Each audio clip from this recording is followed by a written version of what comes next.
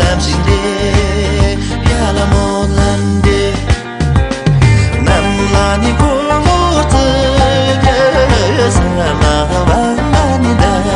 gel gece